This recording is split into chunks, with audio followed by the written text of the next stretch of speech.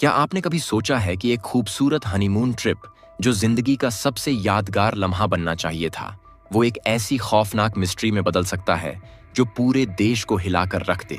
इंदौर के राजा और सोनम रघुवंशी की कहानी कुछ ऐसी ही है। एक नई नवेली जोड़ी जो प्यार और सपनों के साथ मेघालय की वादियों में हनीमून मनाने निकली थी, लेकिन वहां से शुरू हुआ एक ऐसा सिलसिला जिसने उनकी जिंदगी को हमेशा के लिए बदल दिया। राजा एक गहरी खाई में मिली और सोनम आज तक लापता है। क्या ये सिर्फ एक हादसा था या फिर एक सुनियोजित साजिश? इस रहस्यमयी कहानी में हर कदम पर सवाल हैं और जवाब अब तक हवा में है। आज हम आपको ले चलते हैं इस हनीमून मर्डर मिस्ट्री की गहराई में, जहां हर पल एक नया राज खुलता है और हर सबूत एक नया सवाल खड़ा करता है जिसे सुनकर आप भी दंग रह जाएंगे। दोस्तों, 11 मई 2025 को इंदौर में राजा और सोनम रघुवंशी की शादी हुई। एक ट्रांसपोर्ट बिजनेसमैन राजा और उनकी खूबसूरत दुल्हन सोनम ने अपने नए जीवन की शुरुआत बड़े धूमधाम से की। शादी के बाद ये जोड़ा अपने हनीमून के लिए मेघालय के शिलांग और चेरापूंजी की हसीन वादियों की ओर निकला। 20 मई को ये दोनों इंदौर से रवाना हुए, पहले गुवाहाटी फिर शिलांग और वहां से चेरापूंजी के मावल खियात गांव। लेकिन किसे पता था कि ये हसीन वादियां इनके लिए आखिरी पड़ाव बन जाएंगी। 22 मई को राजा और सोनम एक किराए की स्कूटी पर मावल खियात गांव पहुंचे और एक लोकल गाइड भवानसाई को हायर किया।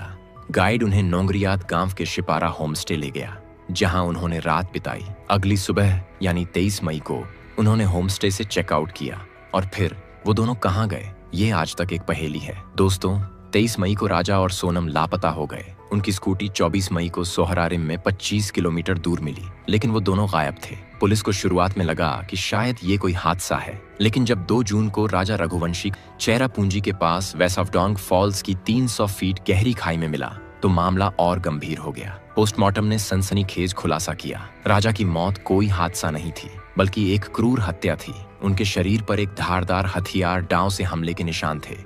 पुलिस ने मौके से एक नया डांव बरामद किया जिसे हत्या का हथियार माना जा रहा है, लेकिन सोनम का अब तक कोई सुराग नहीं। क्या सोनम भी उसी खाई में कहीं गिरी या फिर उनके साथ कुछ और हुआ? ये सवाल पूरे देश को झकझोर रहा है। सोनम को ढूंढने के लिए मेघालय पुलिस, NDRF, SDRF और स्पेशल ऑपरेशन टीम्स ने मिलकर अब तक का सबसे बड़ा सर्च ऑपरेशन शुरू किया। 17 लोगों की एक टीम कई दिनों से सोनम का पता लगाने की कोशिश में जुटी है, लेकिन चेरापूंजी का इलाका इतना खतरनाक है कि इसे भारत के सबसे चुनौतीपूर्ण टेरेन में से एक माना जाता है। 300 फीट गहरी खाई के आखिरी 100 फीट तक पहुंचना लगभग नामुमकिन है। भारी बारिश और फिसलन भरे रास्तों ने रेस्क्यू ऑपरेशन को और मुश्किल बना दिया। NDRF के एक सीनियर ऑफिसर लालरिंगसन ने कहा कि ऐसा टेरेन उन्होंने पहले कभी नहीं देखा। उनकी टीम ने रैपलिंग इक्विपमेंट का इस्तेमाल करके 200 मीटर तक खाई में उतरने की कोशिश की, लेकिन खराब मौसम ने ऑपरेशन को रोक दिया। फिर भी ड्रोन और डॉग स्क्वाड की मदद से सर्च जारी है। अब दोस्तों,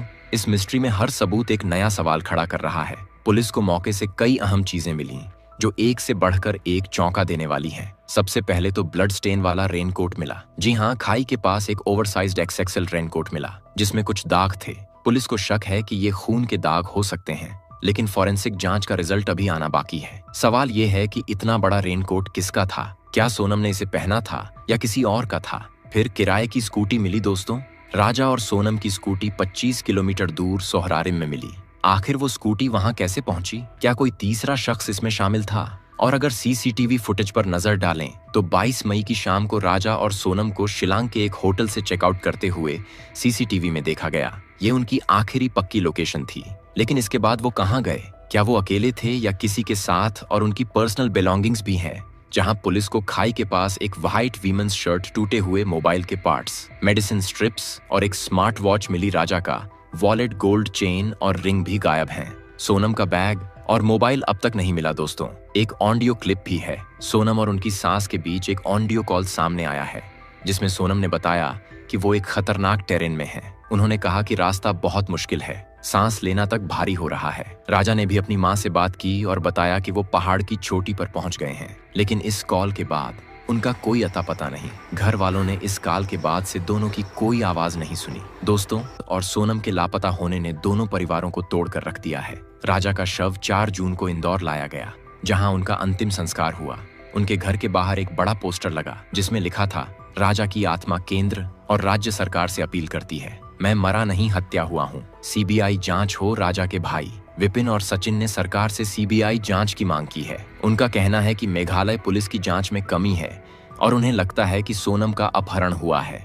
सोनम के भाई गोविंद भी शिलांग में सर्च ऑपरेशन में शामिल हैं। उन्होंने कहा कि मैं तब तक मेघालय नहीं छोड़ूंगा जब तक मेरी बहन नहीं मिलती। गोविंद को शक है कि सोनम को बांग्लादेश बॉर्डर के रास्ते ह्यूमन ट्रैफिकिंग का शिकार बनाया गया हो। सोनम के पिता देवी सिंह रघुवंशी ने भी सीबीआई जांच की मांग की है। उन्होंने एक अनोखा कदम उठाया। एक ज्योतिषी की सलाह पर उन्होंने सोनम की तस्वीर उल्टी लटका दी ताकि उनकी बेटी सकुशल लौट आए। उन्होंने बताया कि एक पंडित ने कहा था कि 5 जून को हनीमून के लिए निकलना शुभ था, लेकिन सोनम और राजा 20 मई को बिना बताए चले गए, जो अशुभ समय था। यानी दोस्तों, आप मामले की गंभीरता को समझ रहे हैं। माता पिता अपनी नई नवेली ब्याहता लड़की को ढूंढने के लिए किसी भी हथकंडे को अपनाने के लिए तैयार है। उन्हें बस अपनी बेटी की शक्ल देखनी है, उसे जिंदा सही सलामत देखना है। पुलिस ने इस मामले को मर्डर केस के तौर पर रजिस्टर किया है। एक स्पेशल इन्वेस्टिगेशन टीम यानी एसआईटी बनाई गई है जो इस केस की तह तक जाने की कोशिश कर रही है, लेकिन हद अब तक साफ नहीं हो पाया। कुछ थ्योरीज सामने आई हैं। पहला है रॉबरी का एंगल, जहां राजा का वॉलेट, गोल्ड चेन और रिंग गायब हैं। पुलिस को शक है कि ये रॉबरी और मर्डर का मामला हो सकता है। दूसरा, लोकल डिस्प्यूट दोस्तों। कुछ रिपोर्ट्स में कहा गया कि राजा और सोनम का मावलखियात गांव में एक कैफे ऑपरेटर से झगड़ा हुआ था। क्या ये झगड़ा इतना बढ़ गया तक पहुंच गया? चौथा, अपहरण का शक। दोस्तों, सोनम के परिवार को लगता है कि उनकी बेटी को अगवा किया गया है। चूंकि मेघालय का इलाका बांग्लादेश बॉर्डर के पास है, इसलिए ह्यूमन ट्रैफिकिंग का डर भी है। गोविंद ने कहा कि पुलिस को लाश ढूंढने की बजाय अपहरण के एंगल से जांच करनी चाहिए। दोस्तों, मेघालय के मुख्यमंत्री कोनराड संगमा ने इस घटना को दुर्भाग्यपूर्ण बताया और कहा कि उनकी सरकार इस केस की तह तक जाएगी। उन्होंने वादा किया कि दोषियों को सजा मिलेगी, लेकिन परिवार का कहना है कि पुलिस की जांच धीमी है। पुलिस ने कहा कि राजा के मोबाइल की आखिरी लोकेशन डबल डेकर ब्रिज के पास थी, लेकिन गोविंद ने दावा किया कि राजा ने अपनी मौत से पहले एक सोशल मीडिया पोस्ट किया था और उसकी लोकेशन वेसावडोंग फॉल्स थी, जहां उसका शव मिला। ये गलत जानकारी परिवार के शक को और बढ़ा रही है। इस केस ने पूरे देश में हलचल मचा दी है। सोशल मीडिया पर लोग मेघालय को असुरक्षित बताने लगे हैं। कुछ ने इसे टूरिज्म के लिए नुकसानदायक बताया, लेकिन शिलांग और चेरापूंजी के होटल और होम स्टे ऑपरेटर्स का कहना है कि इस घटना से बुकिंग्स पर कोई असर नहीं पड़ा। फिर भी सोशल मीडिया पर एक कैंपेन चल रहा है जिसमें मेघालय को असुरक्षित राज्य के तौर पर दिखाया जा रहा है। मुख्यमंत्री संगमा ने इसे गलत बताया और कहा कि ये एक अलग थलग घटना है जो पहले कभी नहीं हुई। इस केस में जितने सवाल हैं उतने जवाब नहीं। राजा की हत्या किसने की? सोनम कहाँ है?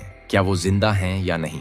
अगर अपहरण हुआ तो किसने और क्यों किया? रेनकोट, स्कूटी और सीसीटीवी फुटेज, इन सबूतों का क्या मतलब है? क्या कोई तीसरा शख्स इस साजिश में शामिल था? पुलिस ने अब तक कोई ठोस लीड नहीं ढूंढी। एसआईटी की जांच जारी है, लेकिन परिवार का धैर्य जवाब दे रहा है। दोस्तों, राजा और सोनम की शादी को अभी 1 महीना भी नहीं हुआ था। 5 जून को सोनम को अपने मायके जाना था, लेकिन वो लौट कर नहीं आई। राज तो घर पहुंच गया, लेकिन सोनम का इंतजार अब भी जारी है। दोनों परिवारों ने एक स्वर में सीबीआई जांच की मांग की है। वो चाहते हैं कि सच सामने आए और इंसाफ मिले। सोनम के पिता की उल्टी तस्वीर वाली हरकत ने सबका ध्यान खींचा है।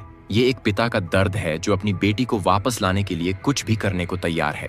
इस बीच मेघालय पुलिस और एनडीआरएफ की टीमें दिन रात सर्च ऑपरेशन में जुटी हैं। ड्रोन रैपलिंग और डॉग स्क्वाड का इस्तेमाल हो रहा है, लेकिन सोनम का कोई सुराग नहीं मिला। क्या ये मिस्ट्री कभी सुलझेगी? क्या सोनम जिंदा लौटेंगी या फिर ये रहस्य हमेशा के लिए अनसुलझा रह जाएगा? दोस्तों, राजा और सोनम रघुवंशी की कहानी सिर्फ एक क्राइम स्टोरी नहीं है। ये एक परिवार का दर्द है, एक नई जिंदगी की शुरुआत का दुखद अंत है और एक अनसुलझी मिस्ट्री है जो पूरे देश को सोचने पर मजबूर कर रही है। हर सबूत, हर सुराग और हर सवाल इस कहानी को और गहरा बनाता है। क्या सच सामने आएगा?